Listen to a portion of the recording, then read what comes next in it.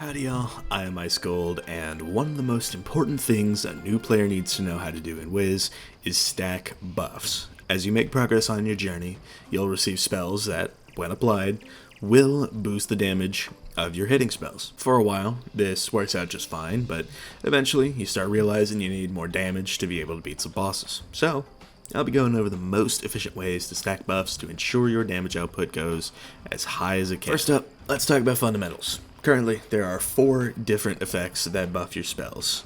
Those are charms, jinxes, auras, and globals. Those of you who have watched my PvP videos, especially my death PvP videos, know that I like to play for the latter 2 quite often, but I'll go over those later. If you're strictly a PvE player, only the first 2 are really important in the first 2 arcs, and for most of the first part of the third too. Charms are often called blades, and every school has one that they get relatively early on, except for Ice. We got our blade at level 38 because game design, woo! As of late, these have been standardized to all buff their school spells by 35%, with the exception of Balance Blade, which still buffs every school's hits by 25%.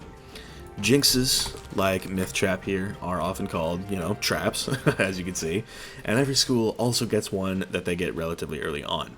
Most of which you'll be using consists of different blades though, so traps aren't really worth looking into in a lot of cases. They're decent in the early game, as I have found in my budget walkthrough series, but as you go along, blades will take precedence. I'll be using blades for my examples in this video, but will touch on traps again for a brief segment towards the end, because there is one specific kind of trap that everyone absolutely needs to get. Effectively, what most of the game boils down to, especially here in the second arc, is using different kinds of blades.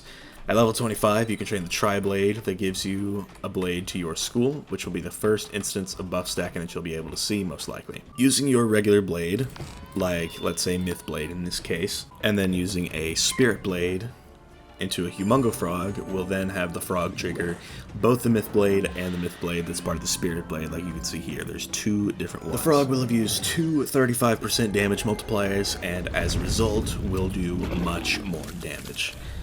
As you can see here. That's 2 buffs. You can take this a lot further, though. 7294 to that one. The other one crit blocked. So let's go over the 4 different kinds of blades that the game recognizes. Main deck blades, as you saw before. Item card blades. Pet card blades. And treasure card blades. All 4 of these stack. If you use a main deck Myth Blade, item card Myth Blade, pet card Myth Blade, and treasure card Myth Blade, you now have 4 blades stacked on top of one another. Understandably, this is going to make your Humongo Frog do a lot more than it would with just the Myth Blade and Spirit Blade, but let's go even further with it. Before I do though, these guys love Death Ninja Pig so much, so let me show you something. The Death Ninja Pig weaknesses, you can see here, where it says Charms. The Death Ninja Pig weaknesses are the -25s, and there's 2 of them.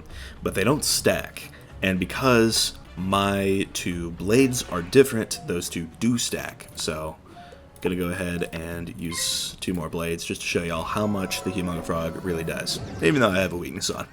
So let's see what we got. Even with a weakness, these are 4 different blades. There you go, 1, 2, weakness, but the second one doesn't stack, 3, and 4.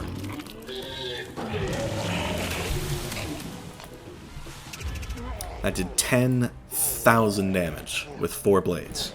Think about that. I mentioned the 4 different kinds of blades and then gave examples, but as you've probably guessed, it's not limited to just these 4 examples on a specific blade. Using these 4, as well as a TC Spirit Blade, Item Card Spirit Blade, Regular Spirit Blade, and Pet Spirit Blade would net you 8 different blades.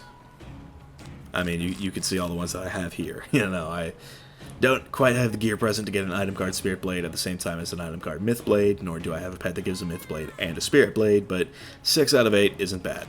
I should also mention that you can use spells like Balance Blade on other schools to add to that 8, because they're universal blades, and will boost your damage on top of everything else.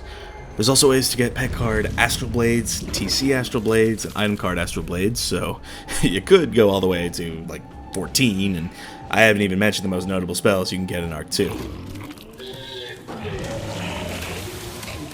But I mean, look at this damage.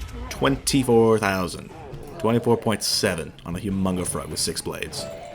that is the power of Blade Stack. At level 86, Bakal Red Mask here in Azteca will give you a quest that has you collecting solar shards from a boss out in Mangrove Marsh to repair the Sun Obelisk in 3 points.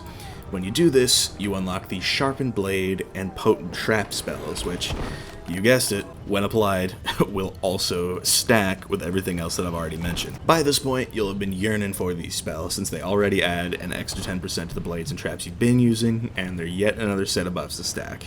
And yeah, if you can get your hands on an item card, treasure card, or pet card versions of these spells, those will stack too. The Enchanted Armament pet is especially popular because it provides 3 copies of Sharpened Blade, allowing for peak stacking power. Additionally, the school pets, the class pets, or whatever they're called from Decathlon, give a pet blade and a pet sharpen, so they are very sought after and they are very worth getting for that reason. I'm not expecting people in the second arc to really have the resources to go for a pet like that from Decathlon, but just letting y'all know it exists and it's worth going for. So let me just show y'all the sheer power of having even more blades. Let me see if I can even find some. I do have treasure card sharpens.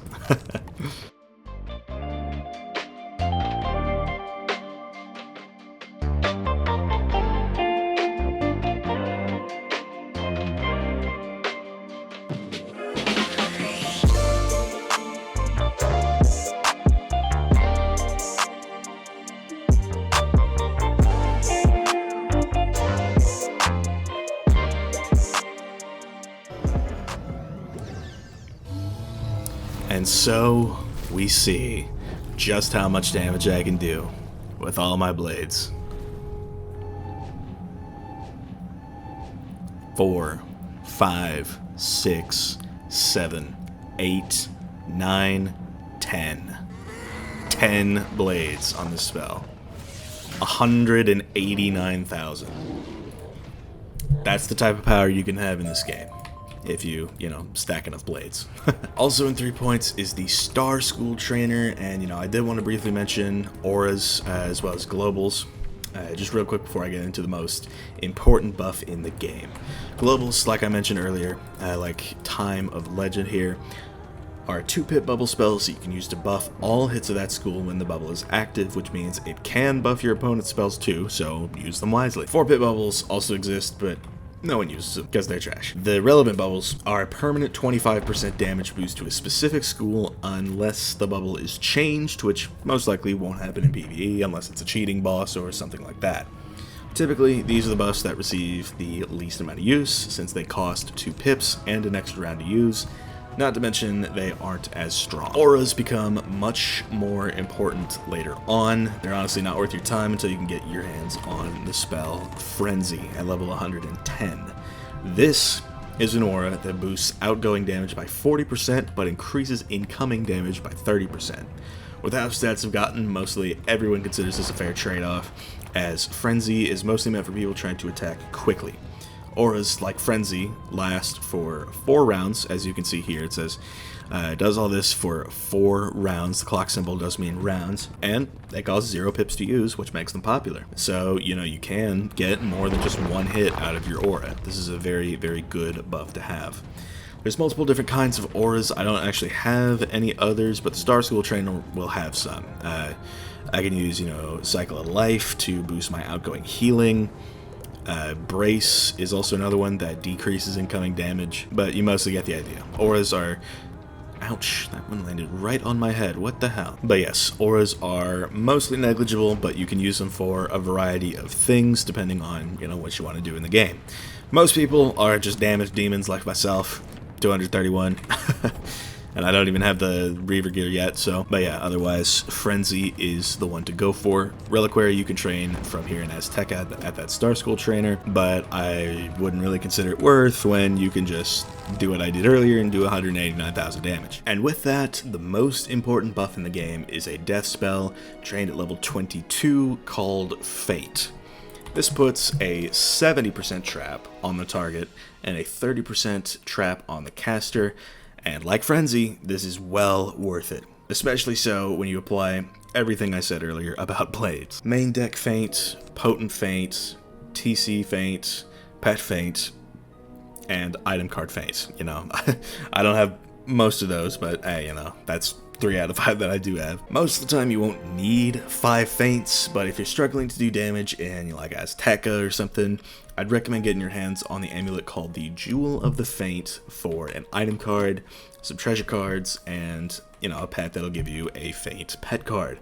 This can be a bit hard to find for schools that aren't death, but it's absolutely worth trying to get. The more feints you stack, the better, and if you can survive while putting that many traps on yourself, you can hit earlier and quicker, allowing for faster progression through the game. This video is mostly directed at those entering Arc 2, as this is essential knowledge for, you know, not wanting to uninstall the game when that boss in the cenote with 19,000 health takes your 3rd hit on 200 and you're out of cards. So, that about wraps up. Buff stacking is really important, and I have seen a lot of people say that they've quit this game before because it got too boring, tedious, annoying, etc. to just play the game and fight bosses as they got into the 2nd arc. And I'm actually one of those people.